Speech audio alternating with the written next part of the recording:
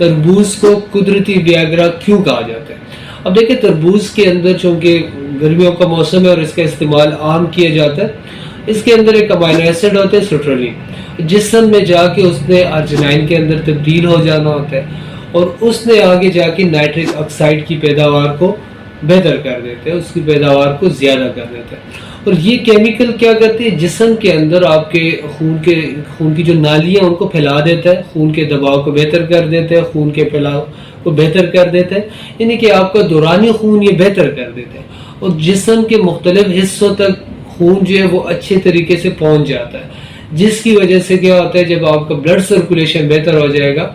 तो इसकी वजह से आपकी जिनसी अमल के अंदर आपको बेहतरी आना शुरू हो जाती है, जो जिनसी सेहत है उसके अंदर बेहतरी महसूस होना शुरू हो जाती है और अज़वाजी ताल्लुकात के अंदर आपको इम्प्रूवमेंट नज़र आती है। अब बिल्कुल इसी तरीके से ये मेडिकली इसका चूँकि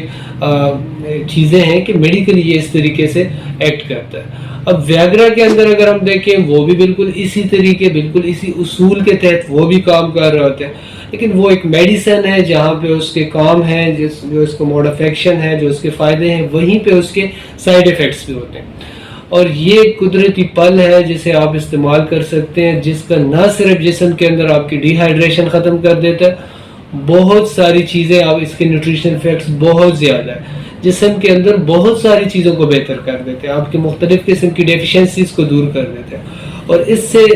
जो सबसे बड़ी बात है वो ये है कि मर्दों के अंदर ये खून के फैलाव को बेहतर कर देते हैं और उनके अंदर जिनसी सेहत को मज़ीद अच्छा कर देता है।